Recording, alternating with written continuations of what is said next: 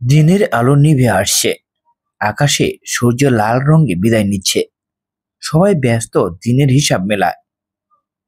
ঠিক এই মুহূর্তে যদি আপনি থেমে যান এবং বলুন আলহামদুলিল্লাহ, তাহলে আপনি জানেন কি কি করছেন? আপনি আল্লাহর প্রতি কৃতজ্ঞতা প্রকাশ করছেন, যিনি আপনাকে আজকের দিনটি দেখার সুযোগ দিয়েছেন, আপনার দেহে প্রাণ রেখেছেন আর অগণিত নিয়ামত দিয়েছেন। আলহামদুলিল্লাহ মানে সকল প্রশংসা একমাত্র আল্লাহরই জন্য। এই একটি শব্দে রয়েছে জীবনের পূর্ণ দর্শন।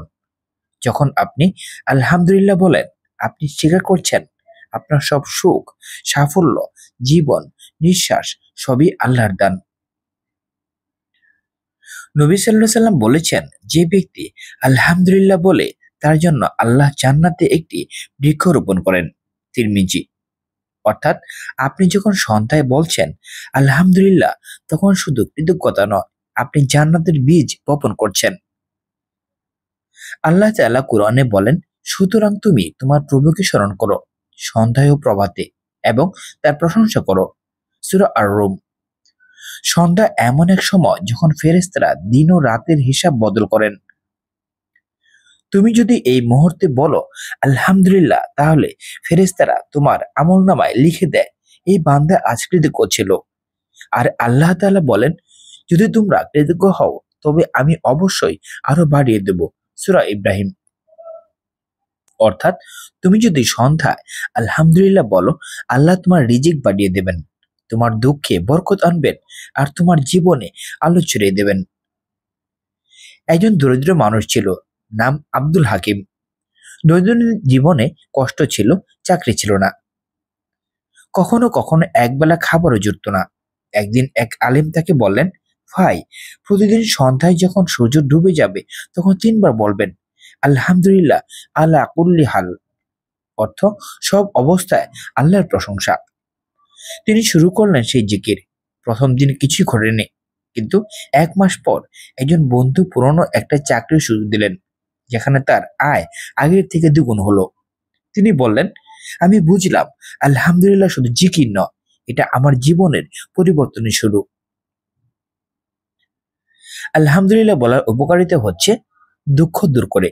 যখন তুমি আলহামদুলিল্লাহ বলো, তুমি নিজের কষ্টের দিকে না তাকিয়ে আল্লাহর অনুগ্রহের দিকে তাকাও। 2. বরকত বাড়ায়। যে কৃতজ্ঞ, আল্লাহ তার নিয়ামত বাড়িয়ে দেন। 3. মন শান্ত রাখে। জিকির মানে আত্মার থেরাপি। প্রতিদিন সন্ধ্যায় 33 বার আলহামদুলিল্লাহ বললে মনের ভার চলে যায়, উদ্বেগ কমে যায়। 4. আল্লাহর ভালোবাসা অর্জিত হয়।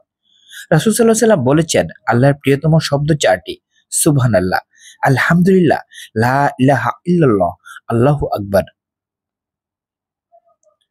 প্রতিদিন সন্ধ্যায় আজান শেষে বা মাগরিবের পর শান্তভাবে বসে বলুন 33 বার আলহামদুলিল্লাহ।